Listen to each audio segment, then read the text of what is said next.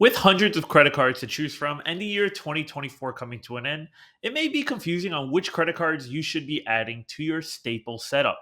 And in this video, we're going to cover 6 credit cards that you need to be adding to your credit card setup in the year 2025. And now, before we hop into that video, guys, feel free to smash that subscribe button as it directly supports my channel. And I release credit card content here on YouTube regularly. Starting with credit card number one, and honestly, one of my favorite credit cards in my wallet is the Chase Freedom Flex. The Chase Freedom Flex is a $0 annual fee credit card offered by Chase with 5% rotating quarterly multipliers, meaning that every 3 months of the year, you're going to get a new 5% boost on certain spending categories that you can earn up to $75 worth of Chase Ultimate Reward points. Some of the notable categories that we had throughout the year 2024 that were very easy to max out were the 5% in Q1 on groceries. This exceeded many premium credit cards like the American Express Gold, where they gave us 5% back on groceries. Q2 was one of my favorite, getting 7x back on dining due to the underlining dining multiplier that we already have on this credit card. 7% is way above any of the premium dining credit cards on the credit card market. Q3 was a little lackluster. All we got primarily was gas, which is very hard to max out a $75 max 5% on gas. But Q4, guys, if you don't have this credit card, this is a time to apply because right now we have a 5% boost on PayPal. Being in the holiday season, any retailer or any online store is going to give you the option to pay with PayPal, meaning that you can turn any of your holiday shopping into a 5% multiplier in Chase Ultimate Reward points. The best part about these rotating categories every quarter is that if one doesn't apply to your life, you can legitimately throw this credit card in a drawer and you will not have any inherent loss of value because it's a $0 annual fee credit card. So you don't need to worry about maximizing rewards every single month to get your money's worth of the credit card. This credit card costs you no money. And the best part is that it has a $200 sign up bonus when you spend $500 in the first 3 months. So this is a very straightforward credit card, guys. And I believe every single person should have the Chase Freedom Flex in their wallet. Moving on to credit card number two and entering into the travel credit card game, we're going to talk about the Capital One Venture X. The Capital One Venture X is classified as a luxury travel credit card and is a direct competitor to the Amex Platinum and the Chase Sapphire Reserved. And coming in with a $395 annual fee, I still believe this credit card may benefit a large majority of travel credit card users. And that is because it's by far the easiest credit card to justify its annual fee. Unlike the Amex Platinum, where you have to justify 5 to 10 different credits just to get that effective annual fee down, the Capital One Venture X only comes with two: a $300 travel portal credit and a $100 anniversary credit, meaning that these two credits alone wash away your $395 price tag. So if you are someone that travels at least once, you can enjoy all the other benefits of the Capital One Venture X and justify your annual fee. From a multiplier standpoint, this credit card is very straightforward. That it's going to get you a 2x catch-all floor on all purchases, meaning that no matter where you tap your card, you're going to get a minimum of 2% back in Capital One miles. This is a great filler if you don't have a dedicated catch-all credit card. And the Venture X is also going to get you 5x on flights and 10x on hotels and car rentals when you book them through the Capital One travel portal. Being that the Venture X is a premium travel credit card, it's going to get you airport lounge access. You're going to have access to the Plaza Premium, Priority Pass, and Capital One lounge networks, meaning that you're going to have access to over 1,300 airport lounges. This feature alone is a reason why a lot of people apply for the Capital One Venture X because of its wide coverage in the airport lounge access. Another benefit I really want to highlight is that you're going to have access to cell phone protection. Having cell phone protection on the Venture X is such a big deal because this alone can save you hundreds of dollars a year if you pay your cell phone bill with the Venture X. As we know, cell phone providers like T-Mobile love to charge a $15 premium to cover you against any damages. But the good news is that the Venture X gives you the same protection solely if you pay your cell phone bill with this credit card. So in my case, I can cancel my $15 insurance premium, which is $180 a year, and just pay my cell phone bill with the Venture X. Now I'm going to have cell phone protection and save myself an additional $180. The last thing I want to talk about with the Venture X is that it's going to come with quite a hefty sign-up bonus of 75,000 Capital One miles when you spend $4,000 in the first 3 months. This is pretty customary with a luxury travel credit card, like with the Chase Sapphire Reserve, and a little bit under the American Express Platinum. But if you transfer these credit card points out to the wide variety of transfer partners that Capital One gives you, you can capture even more value out of this singular $750 sign up bonus. Moving on to credit card number three, and honestly, one that I still believe is heavily slept on, is the Capital One Savor card. This credit card is very similar to almost everyone's most talked about credit card, the American Express Gold, but the main difference is the Capital One Savor has a $0 annual fee and the Amex Gold has $325 annual fee. I'm going to say something skeptical, guys. I believe a large majority of consumers of YouTube can highly benefit from having the Capital One Savor One with a $0 annual fee versus the heavily inflated Amex Gold. Now, I'm not throwing any shade to the Amex Gold as I have this credit card and it's one of my favorite in my wallet, but I believe the Capital One Savor One with its 3x back on dining and groceries is one of the best credit cards in the game, especially because if you pair it with a premium Capital One card like the Venture or Venture X, you can turn the currency that's normally in cash back and turn it into tangible points and miles that can be transferred out to the various Capital One transfer partners. The catchphrase of this credit card says it all. It is the credit card for food and fun. It's going to get you 3x multipliers not only on food and groceries, but it's also going to get you 3x on some multipliers such as entertainment, such as movie theater purchases.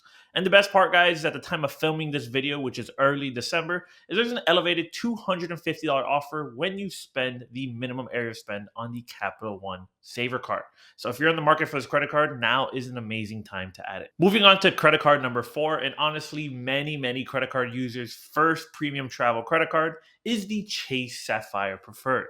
Guys, the Chase Sapphire Preferred is an amazing starting point, especially if you are in the kind of beginner tier level, all the way up to the expert level, as the Chase Sapphire Preferred is honestly the workhorse of the Chase ecosystem. This credit card is going to unlock unlimited amounts of benefits for all of your Chase credit cards, such as the Chase Freedom Flex, the Chase Freedom Unlimited, and any of the Chase Business Inc. variations.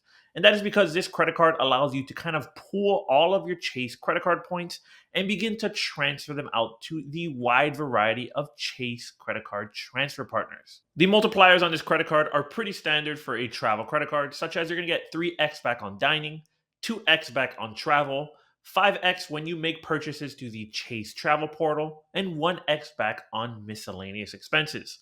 The most powerful part of this credit card for my rotation as it's my dedicated international credit card, meaning that if I travel anywhere internationally, this is the only credit card I bring because it's going to waive foreign transaction fees. It's going to get me 3x back on dining, which as a large majority of people is what you majorly do on vacation. It's going to get me 2x back on travel purchases. So if I'm going to purchase any excursions, like when I went to Cabo San Lucas, I'm going to get an elevated multiplier. So as you can see, it's kind of a easy, brainless credit card that you could just tap everywhere and know that you're capturing Chase Ultimate Reward points.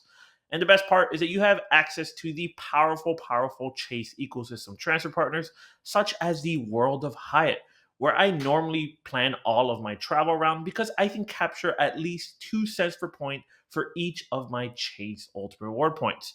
So in my opinion, guys, if you are looking to get into the kind of points and miles game, this is an amazing starting point. Before we move on to the next credit card, we're going to make a pit stop at what I want to call the almost made it list.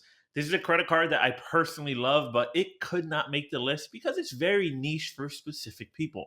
And that is the American Express Gold. It may be kind of weird hearing me say that the American Express Gold is niche, but with all of the credits now on this credit card, it requires a specific user.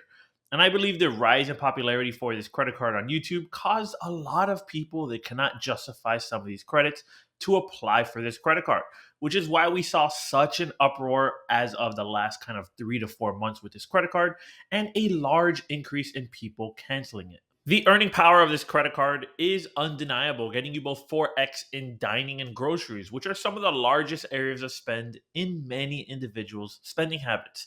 But like we saw before, the Capital One Savor One is going to get you just a notch below these multipliers, all at a $0 annual fee. Now, where this credit card shines for me is if you can justify those credits that Amex gives you, such as the $50 biannual Resi credit, then you can start to capture those elevated multipliers and get a net zero annual fee. But if you live in an area that doesn't have a heavy Resi presence, or if you do not see yourself ordering things like Uber or Uber Eats for pickup, this is not the credit card for you. Moving on to credit card number 5, and a sleeper on the list is I don't see a lot of people still talking about this credit card, is the Citi Strata Premier. The reason I love this credit card, guys, is because I love kind of end game credit cards where you can just mindlessly tap your credit card and get points and miles. And the Citi Strata Premier is probably the most powerful in that realm because this can get you 3x on air travel, dining, groceries, gas, and EV charging stations. That is about 75 to 80% of almost everyone's spending habits. So this credit card is an amazing kind of go-to credit card where you're going to get Citi thank you points and can transfer them out to transfer partners. And a very kind of cool thing that was just announced is that American Airlines is actually going to become a Citi thank you point transfer partner, the only transfer partner that can transfer points into American Airlines. Another amazing aspect of this credit card is if you are not into the points and miles game, like a majority of us here on YouTube, is that this credit card has some serious earning power as a cashback credit card. Because Citi thank you points are very similar to Chase Ultimate Reward points, where they have a floor value of 1 cent per point, meaning 100 Citi thank you points is $1.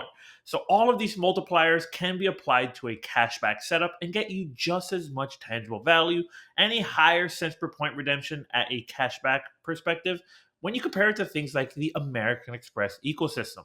So I believe this is just an all-around amazing credit card, guys. And the kind of cherry on top is that it waives foreign transaction fees. So very similar, like I said, to the Chase Sapphire Preferred. You can take this credit card with you when you travel and just tap away, knowing that you're going to capitalize on elevated multipliers on a large majority of your purchases. Moving on to credit card number 6, and the last credit card that we're going to talk about in this video is the Bilt Mastercard. The Bilt Mastercard, guys, is honestly one of my favorite credit cards in my wallet because it is the only credit card on the market that waives that 3% transaction fee when you pay rent with a credit card. And the best part is that the Bilt ecosystem gives you a 1x back in points when you pay your rent with this credit card. I currently live in a Bilt kind of apartment complex where my rent is directly paid to Bilt and I receive a 1% back every single month. It is just a nice $28 to $30 static in rent that I already have to pay. If you don't fall in that population that has to pay rent, some good news that was just dropped is that we got official confirmation that mortgage payments are coming to the Bilt ecosystem. Not only that, Bilt also launched that if you buy a home through the Bilt portal, you can actually achieve Bilt points when you purchase a home. So we're consistently seeing evolution in the Bilt ecosystem and some other cool things that are coming along the way. But my favorite aspect of this card, aside from the rent, is its neighborhood dining program, as well as the linked credit card aspect. The linked credit card feature is something that you need to capitalize on because Bilt allows you to link other credit cards and achieve Bilt points even when you're not using your Bilt Mastercard. My favorite combination is linking my Amex Gold to my Bilt Mastercard because when I eat at a neighborhood dining restaurant and use my American Express Gold, I not only get 4x back in Amex membership reward points, but Bilt also gives me 3x back by dining at one of their neighborhood restaurants. So I essentially get 7x back on dining, 4x in Amex points, and 3x back in Bilt points. Another way you can kind of maneuver this situation is solely use your Bilt MasterCard at a neighborhood dining restaurant. You are not only going to get that 3x multiplier for dining that the Bilt MasterCard comes with, but you're going to get an additional 2 to 3x if you choose to dine at a Bilt neighborhood dining restaurant. So the kind of combinations are endless. You can either diversify amongst other ecosystems like I do with my linked Amex Gold, or you can solely use your Bilt MasterCard and achieve Bilt points, as these dining multipliers all come at a $0 annual fee. And the crazy part about this is Bilt has some of the most valuable currencies in the entire points and miles game. I personally value them as the second most valuable, right behind Chase Ultimate Reward Points, solely for their access to some of the most powerful transfer partners, such as the World of Hyatt and Alaska Airlines. The reason I love these transfer partners so much is Alaska Airlines consistently has some of the most cheap business class flights, depending on where your home airport is. But I've posted in other videos finding business class flights for as low as $75 worth of Bilt points. And the World of Hyatt is consistently known in the credit card points and miles game for allowing you to get upwards of 2 cents per point at kind of the floor for some luxurious hotels. So I love both of these transfer partners that Bilt has access to, and which is why the Bilt Mastercard is a mainstay in my wallet. Well, guys, those are 6 credit cards that I definitely believe almost everyone in the points and miles game can benefit by adding to their rotation. I include some $0 annual fee credit cards, some middle tier, as well as some premium travel credit cards that almost everyone can benefit or kind of implement into their credit card rotation. Whether you're team cashback or team travel, these are all suitable options. And by no means are these the only credit cards in the entire credit card game, as there are others that could have definitely fit on this list, as these are just some subjective opinions. But guys, if you enjoyed this content, feel free to smash that subscribe button as it directly supports my channel. And if you want 2 more in-depth views on 2 of these credit cards talked about, I got some videos right here for you guys.